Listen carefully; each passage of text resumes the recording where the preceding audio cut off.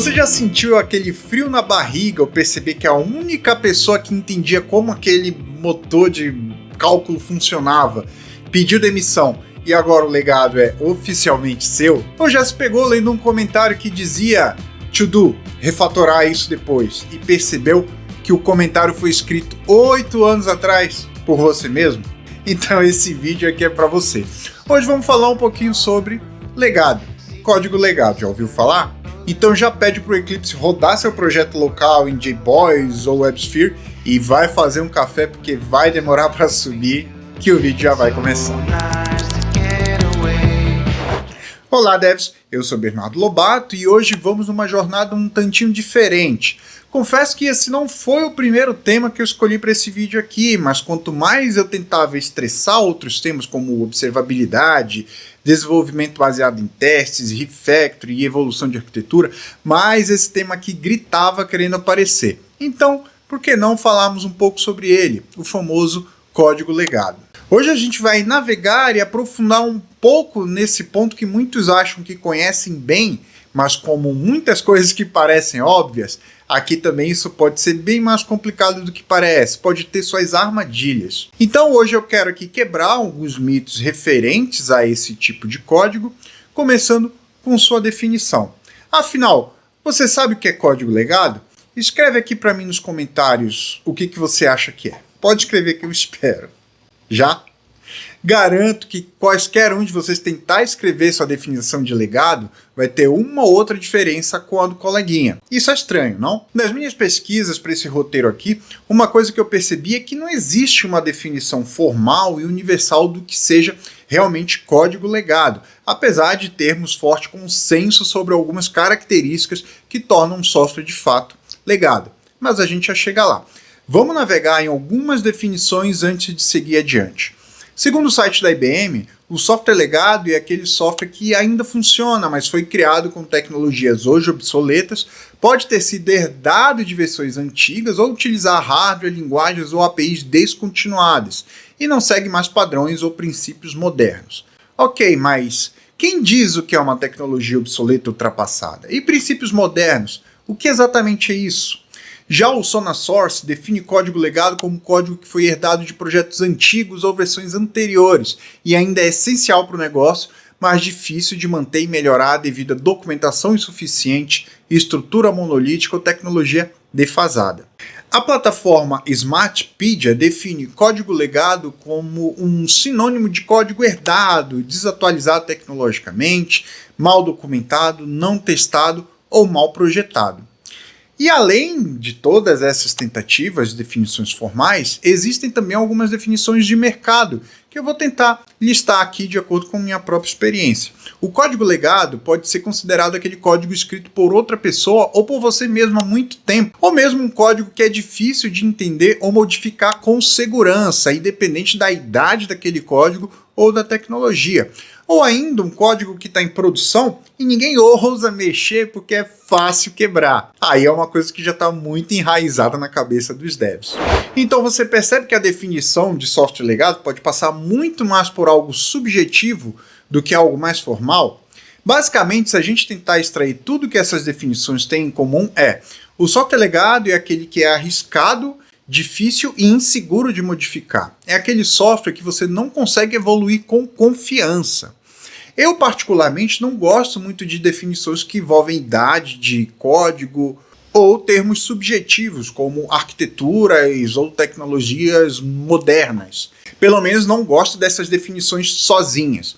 A definição que eu mais gosto é a que Michael Feathers dá em seu livro Working Effectively with Legacy Code, que diz de maneira simples e direta: código legado é simplesmente um código sem testes.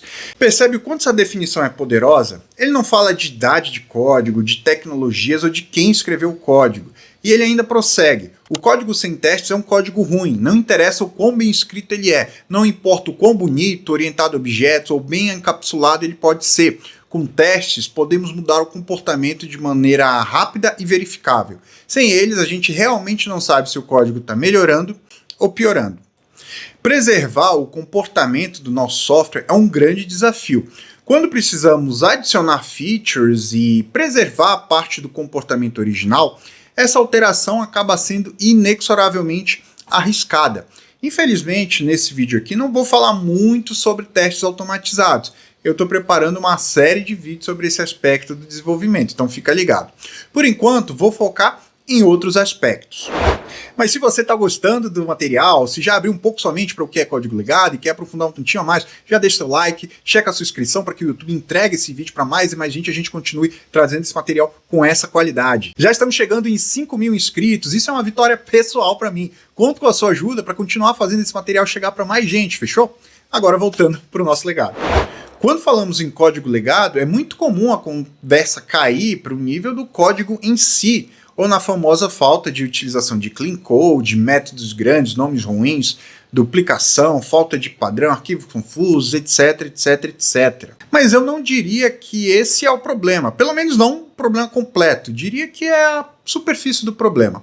O que tem um grande potencial de transformar um sistema legado é o estado arquitetural que ele acumulou ao longo do seu tempo de existência. Como assim?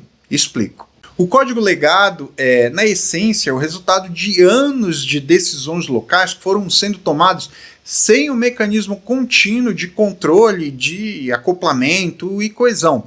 No começo do sistema, geralmente existe uma estrutura razoável que foi montada pelo time, ou pelo tech lead, ou pelo arquiteto responsável. As responsabilidades estão relativamente claras, as partes dos sistemas ainda têm limites naturais e modificar uma funcionalidade não exige navegar por 10, 20, 30 arquivos diferentes. Só que, com o passar do tempo, pequenas alterações vão sendo feitas para atender novas demandas do negócio. Coloque esse if aqui, aproveita que essa classe já existe, usa esse serviço que já está ali. Depois a gente organiza melhor, cria uma task de débito técnico aí para a gente refatorar esse pedaço no futuro.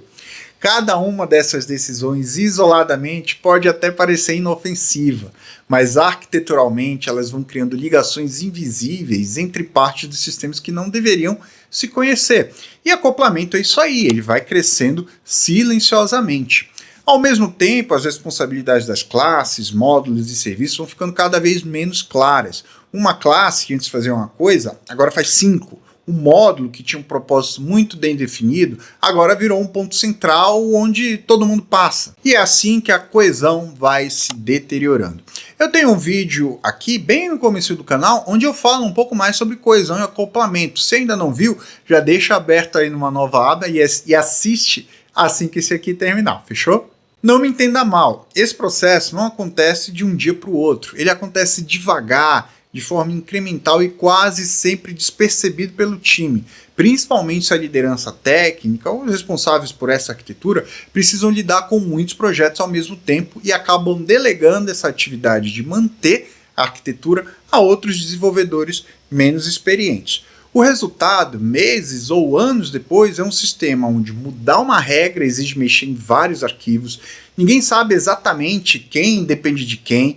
A arquitetura não pode ser uma coisa que você desenha no início do projeto e esquece lá, ela é viva, ela precisa ser preservada continuamente. Quando isso não acontece e o nosso cuidado com os testes é pouco, qualquer alteração em uma funcionalidade gera medo e insegurança e o entendimento do sistema está mais na cabeça das pessoas do que na estrutura do código. O sistema vai perdendo suas fronteiras naturais, seus limites de responsabilidade e se transforma nesse emaranhado difícil de evoluir que chamamos de legado.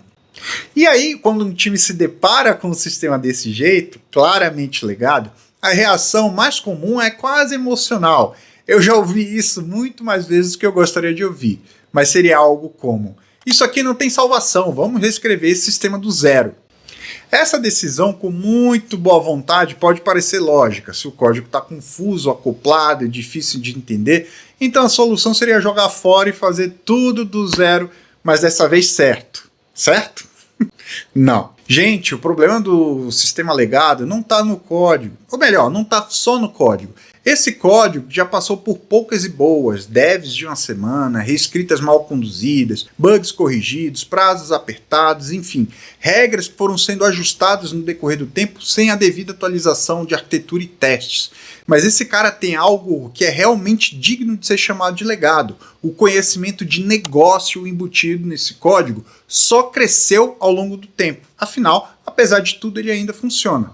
E bem, portanto, quando você decide reescrever do zero, você está tentando reaprender, redescobrir e reimplementar todo esse conhecimento acumulado. E inevitavelmente vai errar, sinto te falar. Sim, vai mesmo. E aí você vai ter o pior dos dois mundos. Perder um tempo precioso com reescrita do que não vai dar em nada e o software antigo ainda rodando com os mesmos problemas. Mas se reescrever tudo não é a saída, então qual é? Eu diria que a resposta aqui é: comece entendendo e protegendo o comportamento atual do seu sistema. Antes de qualquer refatoração real, o primeiro passo é criar segurança. E isso vem através de testes unitários, testes de integração, observação do comportamento em produção, entendimento de dependências, etc, etc. A ideia aqui passa a ser ganhar segurança naquele comportamento para depois a gente evoluir ele. Eu, inclusive, defendo um tipo de onboard em sistemas legados para novos devs que muitas vezes pode gerar controvérsia. Normalmente, quando entra um novo dev num time no software legado, eu peço para ele automatizar testes em uma área que ainda não está bem coberta. Isso faz ele entender a regra de negócio ao mesmo tempo que se ambienta no código e no fluxo do desenvolvimento. Mas isso nem sempre é a melhor solução e nem sempre é visto com bons olhos, principalmente pelo dev que já quer sair codando, entregando valor e funcionalidades novas.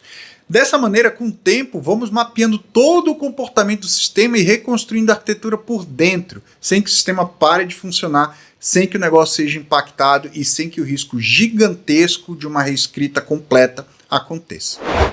Acho que o importante aqui é que esse sistema, apesar de tudo, do código ruim, da tecnologia ultrapassada, dos prazos péssimos que foram dados, desenvolvedores de fim de semana, já acabou passando por um dos maiores testes possíveis e imagináveis para qualquer sistema atual: a realidade. Existe um paralelo muito interessante e perigoso entre o que hoje a gente chama de vibe coding e a origem da maior parte dos softwares legados que encontramos nas empresas. Vibe coding, no contexto atual que eu quero trazer para esse vídeo, é aquela forma de desenvolver onde o foco está em fazer funcionar rápido, normalmente apoiado por IA, copiando trechos, gerando código, ajustando até dar certo. Muitas vezes sem muita preocupação com estrutura interna, limites claros de responsabilidade, coesão ou acoplamento. O critério de sucesso acaba sendo: está funcionando? Então está tudo certo. E é exatamente assim que a maioria dos sistemas legados começou, por essa urgência de entrega de valor em produção sem o devido apreço ao processo de desenvolvimento.